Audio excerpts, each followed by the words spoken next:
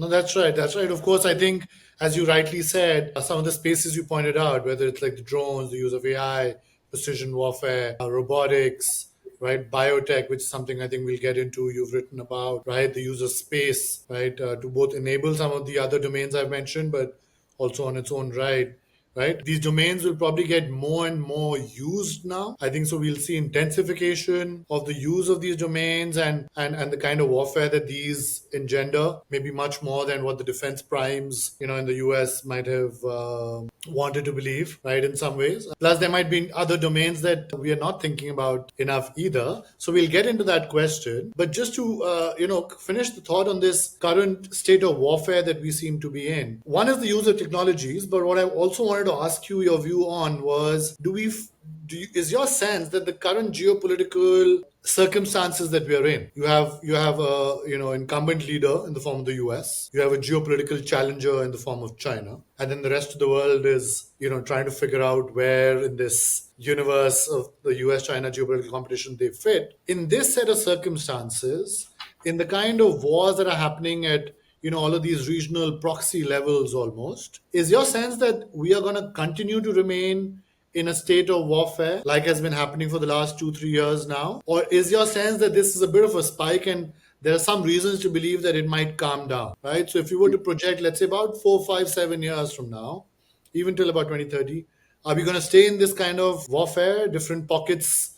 Sometimes it's India Pakistan that's erupting, sometimes it's Israel Palestine, sometimes it's Israel Iran, of course Russia Ukraine. There's lots of pockets in other parts of Africa that can erupt, of course Indo-Pacific that can erupt, right? There's the whole 2027 Taiwan number that has been timeline that has been thrown out. So what's your sense? Are we going to stay in this state of warfare for some years to come? Pondering how to answer that. So obviously a very challenging question. My colleague and co-author, August Cole, likes to describe himself as an optimist staring into the abyss. I'm maybe a bit more of a pessimist staring into the abyss Okay, comparatively. I was hoping you'd be staring up. Yeah, I'm afraid I'm not going to be the bringer of good news. And I think of it this way. Okay, what are the underlying drivers of conflict writ large? Do we think they're going to get better or worse during that time period? Yeah. And then let's take it down a level and look at each one of those regions or cases that you mentioned and say, okay, are the trend lines moving it towards a better or a worse place? For the most part, it's hard to look at global trends and say, yeah, they're driving us more towards a idyllic world of peace and prosperity right now. We have, and again, whatever your worldview, your academic theory. So if you are a realist or a neo-realist and you only believe in raw power, well, we've got, great power competition. We've got movements, changes in power capacity, rise of China. We've got alliances fraying that moves towards it. Maybe instead you're someone who believes in a neoliberal, an institutionalist approach, and you would look at it and go, gosh, all the old alliances, the multilateral treaties, the international trade framework, globalization, that all feels like it's fraying right now. Maybe you're someone who looks instead at the political order in terms of the nature of governments. Well, and the idea that, the more democracies there are, the better the world is. Well, unfortunately, we're seeing in a lot of different areas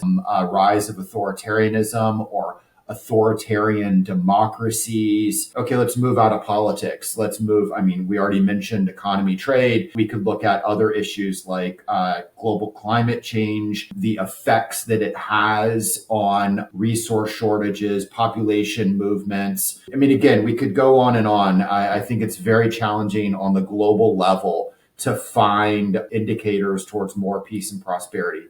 I'm perfectly happy to be wrong. I don't see it. We didn't even get into the new technology areas. AI, there seems to be a lower barrier to entry, a lot of disruption. That makes it a little bit more dangerous. We talked earlier about drones proliferation. wider set of conflict actors can access advanced technologies. So, to give a more specific example, you have like the Houthis that, they don't even control physically all of Yemen, certainly not one of the most prosperous, powerful states in the world. And yet they have a operative equivalent of an Air Force missile strike capacity. They've taken multiple campaigns, whether it was the Saudis to then the United States, and they're still kicking and they're still striking at both Israel, but also sea lanes. So non-state actor with pretty good resilience and capability because of these technologies. So again, global level, not a lot of great trends there.